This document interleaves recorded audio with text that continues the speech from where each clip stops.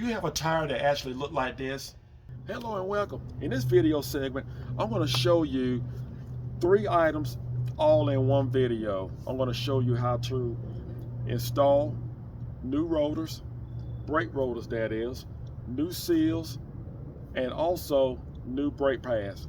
Now, this video is going to cover step by step. This channel is all about saving you money, getting your vehicle on the road, and keep you DOT within regulations. Keep you safe. Let's begin. First thing we're going to do, we're going to chuck block one of the front wheels. It doesn't matter which side, left or right, since we're going to lift the vehicle up from the rear. And let her down easy on jack stands. It would not hurt to keep your jack in place if you decide to do so. Next, we're going to use a 3/4 ratchet air gun and a 33mm 3/4 size socket. Let's not forget, safety is always first, so we're going to use eye protection, earplugs, and disposable gloves.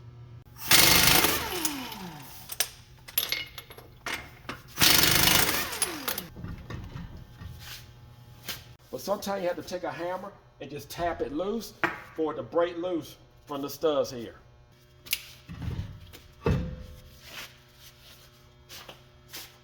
Then we had the tire removed.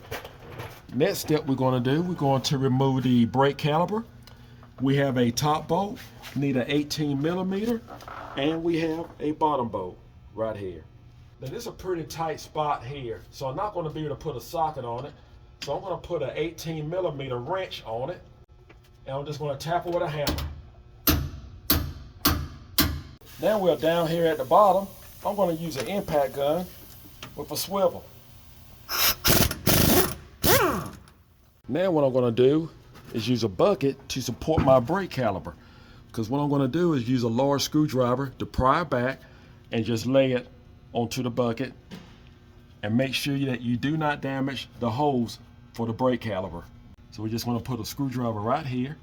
Now the top bolt, you're only going to be able to move it but so far, because the leaf spring, the bottom leaf, is going to block you from moving it all the way. So, but it's free enough to actually free up the caliper.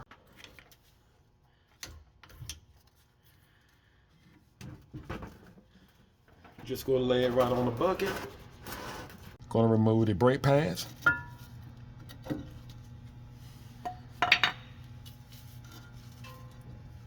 Next, what we're going to do, we're going to remove this bracket here. We need a 10mm 12 point. We're going to remove these 2 bolts, and we have 2 bolts here on the bottom.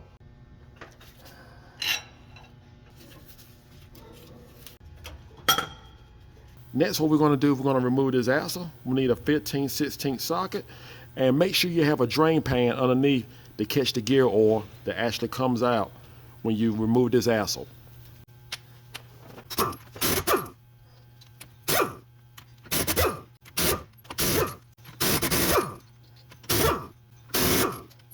Take a hammer, just tap lightly.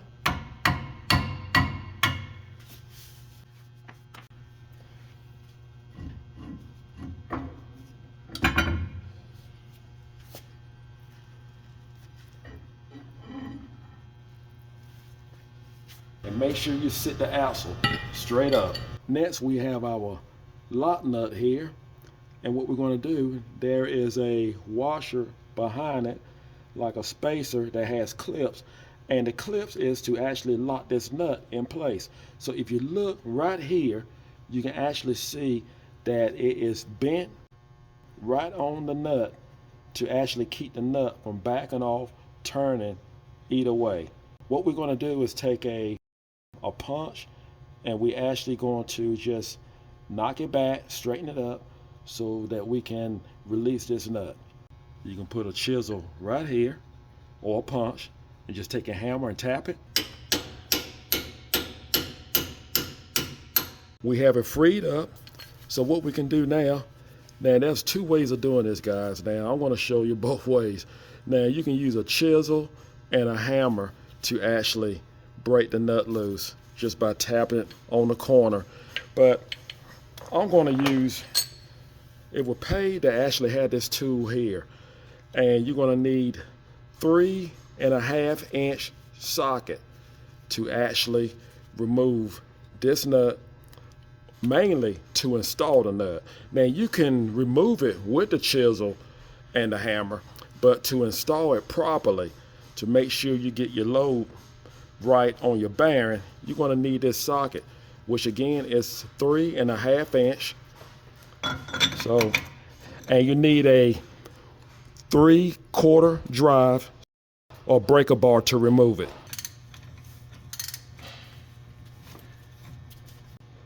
So you're going to have 2 nuts.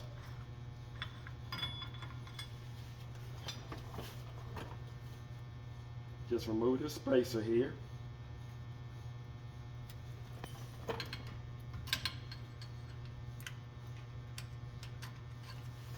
That's the spacer.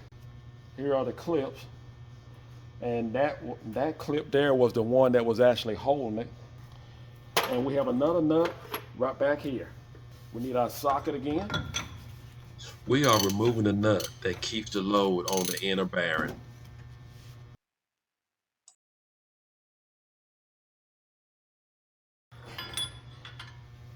That's our second nut.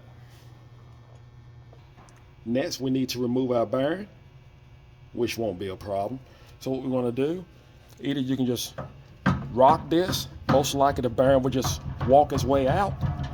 Now what's going to be holding it right now is going to be the inner bearing. The inner bearing, what will be holding it. Once you free it from the inner bearing, and you may have to rock it back and forth,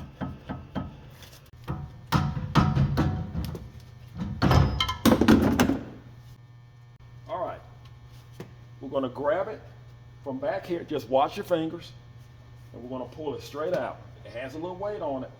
Expect this unit to weigh at least 50 to 70 pounds.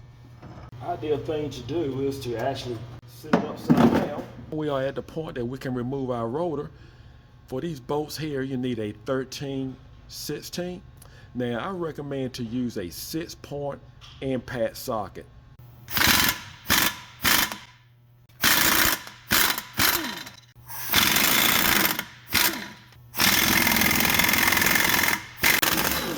Now we can just pull the rotor straight up. This is what the fuss is all about, this seal right here.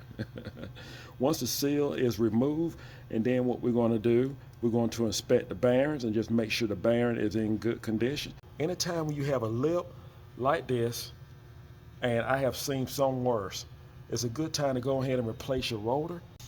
Now there are several tools you can use to remove a seal. I'm going to use this tool here. It works great for me. All you have to do is just put it right in between the seal and the bearing, and you can take a hammer and just tap the end of it.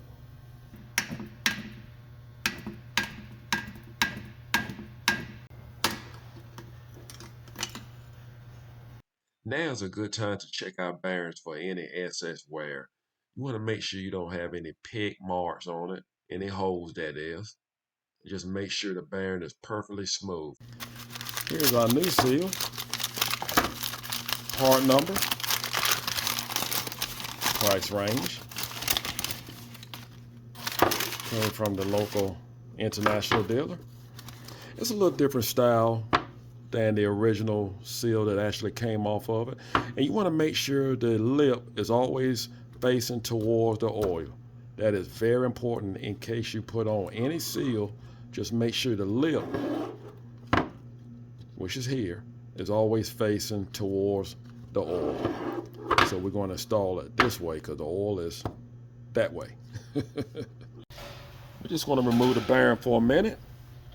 Just want to make sure it's clean for the new seal. And I just finished examining the cup. The cup looks real good too. It's not scarred nor pitted. We're going to put the bearing back in place. Now there are 2 different ways to actually mount this seal. You can use a block, but in this situation, what we have here, we're actually going to use a seal installer. This is the tool we're going to use. What you want to do is place it right in the seal. It fits perfectly. Take your hammer.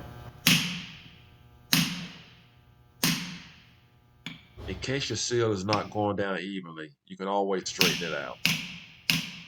You can tell when you hit the bottom because the sound will change.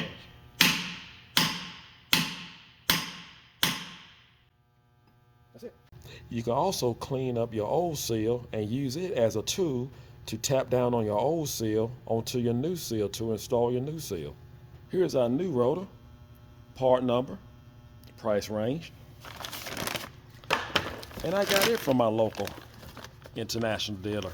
Just put the new rotor right on top and bolt her down. Wash off the bolts for the rotors.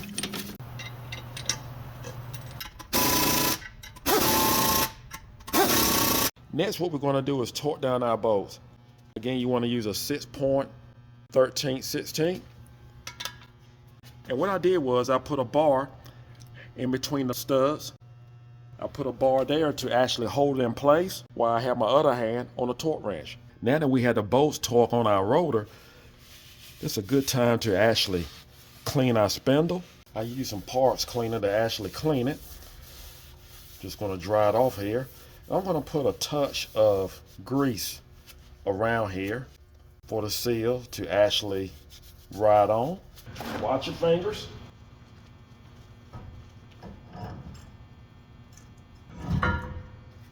Put your hand underneath the hub. Just walk it in. I want to see if you took time to clean your bearings to inspect it and everything is good to go. Make sure that you put some kind of grease. I'm just going to put some grease on it to keep it lubricated until gear oil actually reach the bearing.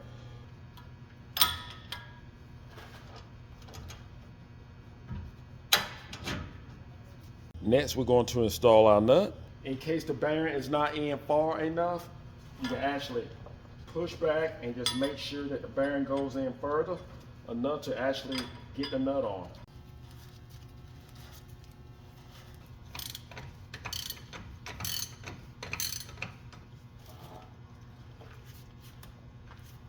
I like to rotate it as I tighten down the nut.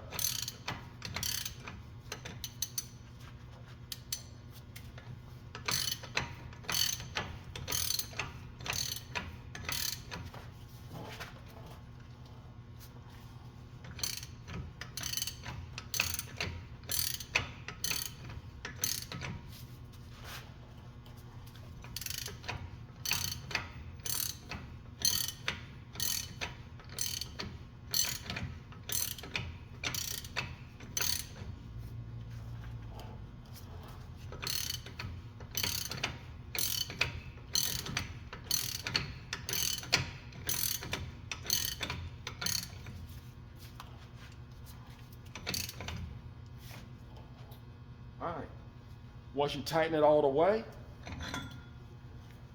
I just like to make sure that I can actually turn it. We have our load set on our bearing, and what I'm going to do is just back off a quarter of a turn.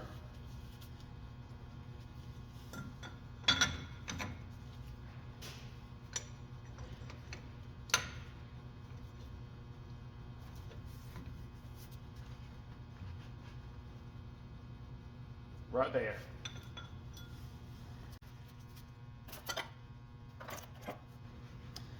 And next we're going to put our retainer in place. It's lining up perfectly. It slides right in. Now we're going to install our lock nut. This nut will lock everything in place. After you tighten your lock nut, torque it down to 150 foot-pounds. Now we have to lock our nut in place, and remember these clips that we have here. All you need is one, and we're just going to pry it forward to keep this nut locked in place. So we're probably going to focus on this one here.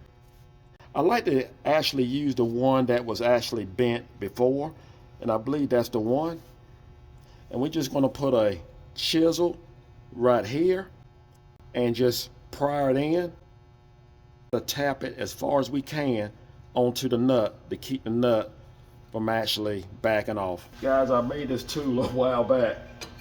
I'm always constantly making something. It actually helps me to actually get it started. You got it pulled towards the nut. Now I'm gonna take a chisel, slide it right here. Just take my hammer.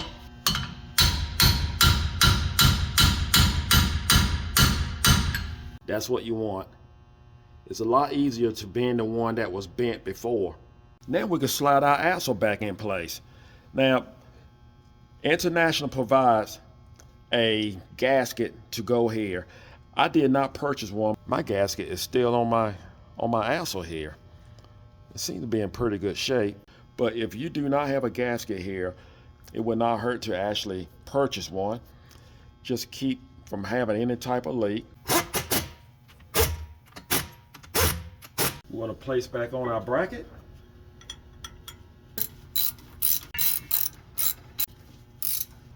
Torque them down. Now it's time for us to press in our brake caliper pistons. We're going to use one of our old brake pads to press against. Guys, sometimes I have to put 2 C-clamps on here. It all depends on the brake caliper. This is what you want. You want to make sure you have the pistons draw all the way back in. So now we're ready to install our brake pads. It is very important to inspect your slide pan. Make sure that it is moving freely. If not, you can pull it out and lubricate it. Or you can just buy a new set from your local International dealer or online. Here's our new brake pads. Got them from the International dealer. Now I will say this, you can probably get them cheaper. They're less expensive from your local auto parts store. I have found that. So feel free to shop around. You can get the same brand. Slide your caliper right in place. We're going to tighten up the top bolt first, and then we will install the bottom bolt. It's going to be very difficult to actually get a torque wrench, especially on the top bolt, for your brake caliper. So just tighten it down as tight as you can get it. I prefer to put a bar underneath the tire to actually help me lift up the tire because you do not want to damage your back. I like to occasionally use a couple of lug nuts to slide on the inner tire. We are finished with this side. Now all we have to do is go to the other side and do the same. Once you finish, just lower your vehicle down and make sure your lug nuts are actually torqued down. That is very important. Now, I would not say that you are complete at that point. You want to make sure that your bleeder is clean and not clogged. You're going to find that on top of your differential. So that will be the last thing you do. Just make sure it's clean, because if it is clogged, it can actually blow new wheel seals. You're going to go to the right side of your differential and you'll find your breather or your vent right here. Take time to clean the area before you remove your vent. You do not want any dirt to enter inside of your differential. We'll use a 19 millimeter. It would be ideal to actually remove the hose. I'm just using a parts washer here. You can just use air. Just make sure it's clean. That's all you want to do. You just want to make sure that your vent is not clogged up. I'm going to put some thread tape around the bleeder. Screw it back in your differential and place back on your hose. Now you know how to replace your rear rotors, your rear seals, and your rear brake pads. All 3 items. Now you are DOT safe. It wouldn't hurt to actually wipe off the inside of the tire just in case you happen to get stopped by DOT, because you don't want to have a fine for something that is not broken that you have already repaired. I hope this video was helpful. Do not forget to subscribe. Do not forget to hit the notification bell to let you know when I have a video to actually come out. Take care and God bless.